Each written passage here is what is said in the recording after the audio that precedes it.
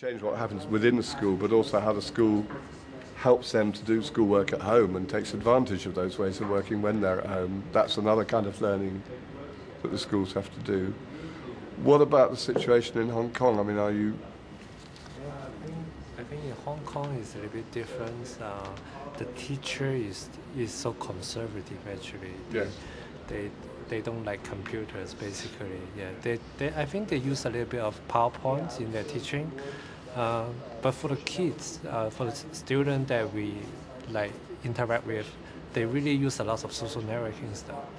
It's a lot of social networking. Yeah. I think they are the primary user for Facebook. Nowadays, they like to use Twitter. So the youngsters are using Twitter, aren't they? Yeah. They're using it a lot because they just want to keep interact with their friend, shorter message. They have a lot of slang, right? Thank you, they use free Q, and then that's it. Yeah, that's the slang of thank you. They use a lot of these kind of things to interact with each other. The parents probably don't know what they're talking about, you know. And this is what, sort of 14, 15-year-olds older, or is that the kind of age group doing that? I guess teenagers. 6, 7, 8. Really? Yeah. Because I don't think UK kids are doing that with Twitter yet, are they, as far as I know? It's very interesting. Even 6 to 8, they have their Facebook account. They take the photo and put it in the web. Yeah. Really? Yeah. They're using Facebook at that age? Actively.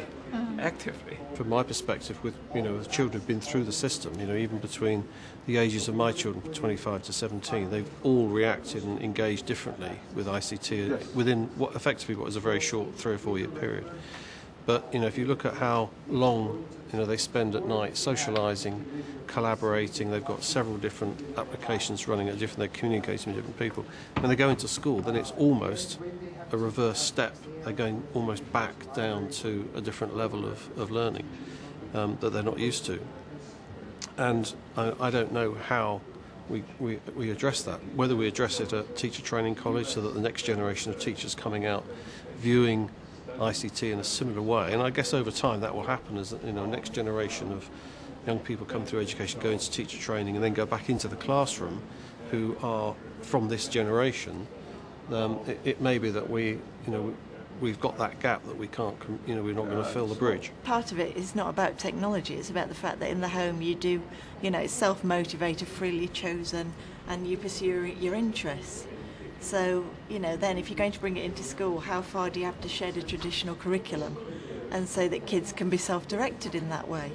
So it's not just about technology, it's about the different contexts and the different, whether it's free time or whether it's somebody else's dictated time of what you're learning. I mean, you said self-directed, and that seems to me so important that they can... It's how you capture that in a classroom. Because they can do schoolwork at home, but they are self-directing how they do it at home.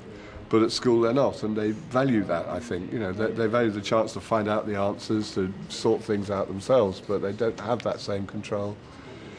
I mean, we might be coming up against a real... I'm not saying the way they learn at school should be thrown out the window, but as you're saying, you've got to absorb the newer.